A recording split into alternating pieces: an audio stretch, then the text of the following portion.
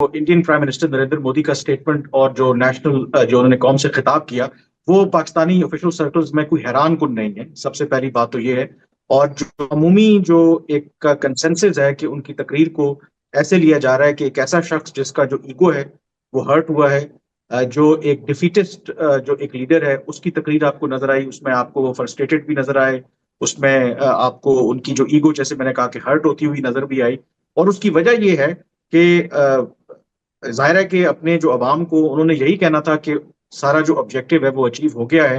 लेकिन fact of the matter is कि अगर भारत को ये 1% भी यकीन होता कि जिस दिन ये सीज फायर हुई है कि एडवांटेज उनके हाथ में है, तो वो कभी भी ये जंगबंदी ना करते। रियलिटी ये है कि जब जिस तरीके से पाकिस्तान ने रिस्पांस दिया, उनको ये तो था कि पाकिस्तान रिस्पांस देगा, लेकिन जिस तरीके का पाकिस्तान ने रिस्पांस दिया उसकी शायद तवक्को नहीं कर रहे थे। और जिस तरीके से उनकी जो एयरफोर्स है उसने कैपेचुलेट किया 6 और 7 की दरमियानी शब, जब पहले भारत ने मिसाइल अटैक लॉन्च किए और जो पाकिस्तान ने अपने दिफा में भारत की अपनी अंदर हदूद में 5 तैयारों को, और वो भी रफाल जो तैयारे हैं, उनको मार गिराया। तो उससे एक बहुत साइकोलॉजिकली ब्लो जो इंडिया की एयरफोर्स है, इंडिया की आर्म्ड फोर्सेज है, उनको लगा। और उसके बाद आपको पता है कि इंडिया की एयरफोर्स ग्राउंड हो गई।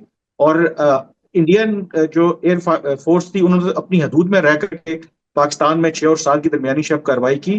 पाकिस्तान ने ऑन दी अदर हैंड जब जवाबी कार्रवाई की तो पाकिस्तान ने इंडिया की एयर स्पेस को क्रॉस करते हुए उनके जिस तरह कहते हैं कि घर में घुसकर उन्होंने कार्रवाई की, क्योंकि आगे तो जो इंडियन फाइटर जेट्स हैं वो थे ही नहीं, क्योंकि वो इतने डर गए थे कि अगर उस दिन वो अपने जहाज उड़ाते तो उनको ये था कि 5-10 जहाज तो पाकिस्तान और गिरा देगा। तो ओवरऑल आई थिंक कोई मेरे ख्याल में हैरान नहीं है यहाँ पर प्राइम मिनिस्टर जो नरेंद्र मोदी की स्पीच से।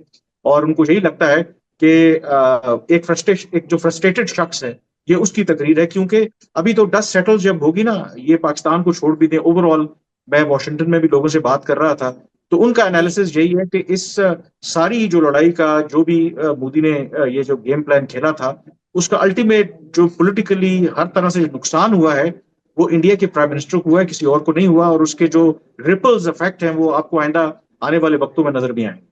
वो नुकसान तो अपनी जगह, लेकिन कामरान ये मुझे बताए ना कि अब क्योंकि ये जंगबंदी हुई और आपने देखा कि सदर ट्रम्प जो कि सऊदी अरेबिया के दौरे पे भी गए हुए हैं, इससे कबल भी उन्होंने जो अपना बयान जारी किया, जो उन्होंने अपने सोशल मीडिया पर भी किया, उससे ये साफ लगता है, अब इनके इंडियन प्राइम मिनिस्टर की जो स्टेटमेंट्स है उससे लगता है कि वो, और इवन जो डिस्कशन इस वक्त इंडिया में चल रही है कि जो कश्मीर का मसला है जो इंटरनेशनलाइज हो गया है, वो इसको नहीं मानते, वो इसको इंटरनल इशू आज भी समझ रहे हैं, जबकि खुद सिक्योरिटी काउंसिल गए थे।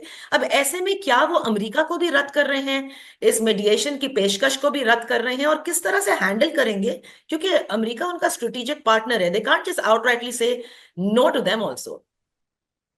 इंडीड मेरा ख्याल है कि मैं जो इंडिया का जितना भी जो बयानिया है, आई थिंक वो क्या कह रहे हैं उससे ज्यादा मैं इस पर फोकस करूंगा वो क्या नहीं कह रहे। मसलन कल जो इंडिया के प्राइम मिनिस्टर ने तकरीर की, उन्होंने अमेरिका के रोल की बात नहीं की, मीडिएशन का उन्होंने जिक्र नहीं किया, आगे जब टॉक्स होंगे नहीं होंगे उसका उन्होंने जिक्र नहीं किया। और अदरवाइज भी अगर आप देखें जो अमेरिका का रोल है सीज फायर करवाने में, और फिर मार्को रूबियो ने यह कहा था कि as part of the ceasefire deal Pakistan और भारत एक न्यूट्रल वेन्यू के ऊपर ब्रॉड रेंज ऑफ इश्यूज के ऊपर बात भी करेंगे। उसके बिल्कुल। हवाले से भी अगर आप देखें, भारत का जो मीडिया है वो जराए से ये खबरें चला रहा है कि ऐसी कोई बात नहीं हुई। अगर ऐसी बात ना हुई होती तो जो उनकी मिनिस्ट्री ऑफ एक्सटर्नल अफेयर्स है या Indian prime minister Narendra Modi हैं, आखिर खुलकर इसकी जो उसको मुस्तरद क्यों नहीं करते? वजह उसकी ये है कि उनको पता है कि बिहाइंड द सीन जो बातचीत हुई है उसमें ये एग्रीमेंट हुआ है। लेकिन अगर वो पब्लिकली ये कहेंगे, ये दोनों बातें, थर्ड पार्टी मीडिएशन और मुज़ाकरात करना, ये तो निगेशन है Indian prime minister Narendra Modi की उस 10-11 साल की पॉलिसी की कि वो पाकिस्तान से किसी सूरत बात नहीं करेंगे।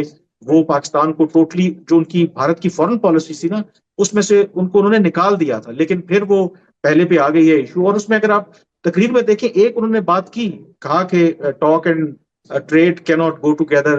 फिर उन्होंने कहा कि blood and water can not flow together. लेकिन साथ ही उन्होंने ये कहा कि अगर पाकिस्तान से मुज़ाकरात हुए तो वो पाकिस्तान का जो कश्मीर है उस पर होंगे, और अगर बात होगी तो दहशत गर्दी पर होगी। मुझे ये लगता है कि वो कहीं ना कहीं एक हिंट दे रहे हैं, ग्राउंड प्रिपेयर कर रहे हैं कि अगर पाकिस्तान और भारत के ताल्लुका मुज़ाकरात होंगे तो अपने लोगों को ये कहेंगे कि ये मुज़ाकरात हम जो आजाद कश्मीर है और दहशतगर्दी के हवाले से बात कर रहे हैं। और यही आप मैक्सिमम पोजीशन जो है वो लेते हैं जब टॉक्स होते हैं। Pakistan on the other hand कहेगा कि जी नहीं, हम तो इंडस वाटर ट्रीटी पे और जो ओवरऑल डिस्प्यूटेड कश्मीर है उसके ऊपर बात कर रहे हैं। तो कहीं ना कहीं एक हिंट इसके अंदर नजर आता है कि जो अमेरिका के साथ सीज फायर उन्होंने डील करवाई है वो सिर्फ सीज फायर की हद तक नहीं है, शायद उसका अगले भी एक जो रोड मैप है कि किस तरीके से फ्यूचर जो कॉन्फ्लिक्ट्स हैं उनको भी आपने अवॉइड करना है। अब उसमें किस हद तक कामयाबी मिलती है वो मेरे ख्याल में that remains to be seen. India कोशिश करेगा कि ऐसा बहाना लगाए कि वो इस सारे मुज़ाकरात के चक्कर से निकल जाए।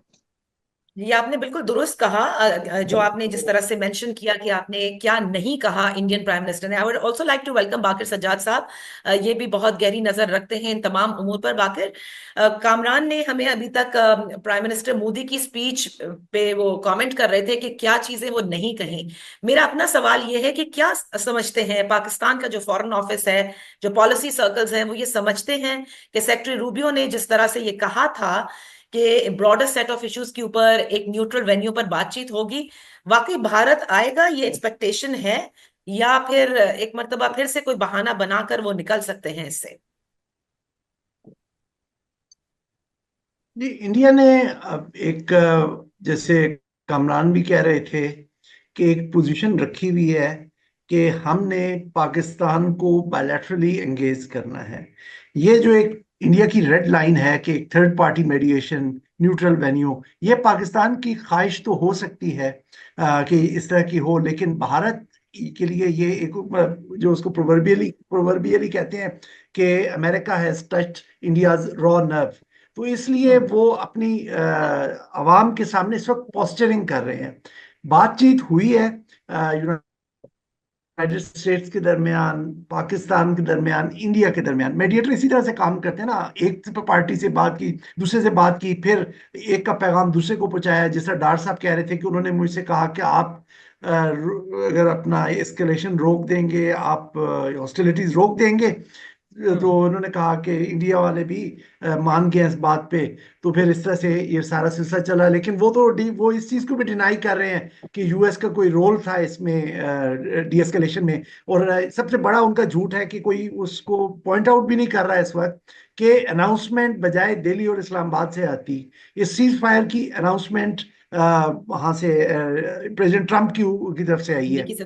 तो अगर प्रेसिडेंट ट्रंप इसमें इन्वॉल्व नहीं थे या यूनाइटेड स्टेट्स इन्वॉल्व नहीं था, तो फिर प्रेसिडेंट ट्रंप ने सबसे पहले अनाउंसमेंट क्यों की? दिल्ली करता या इस्लामाबाद करता? और ऐसे कामों में जब बायलैटरली हो रहा होता है तो साइमल्टेनियसली अनाउंसमेंट होती है, सेम मिनट पे होती है, कि हमारे यहाँ भी उसी मिनट पे होगी, उनके यहाँ भी उसी मिनट पे होगी। लेकिन हम यहाँ देखते हैं कि पहले प्रेसिडेंट ट्रंप ने अनाउंस किया, उसके बाद दोनों कैपिटल्स ने अपनी स्टेटमेंट्स इशू की कि जी अभी इस पे बात हो गई है और डीजीएमओ की बात होगी। और दूसरी बात, डीजीएमओस डायरेक्टली कभी भी कोई पॉलिसी डिसीजन नहीं लेते।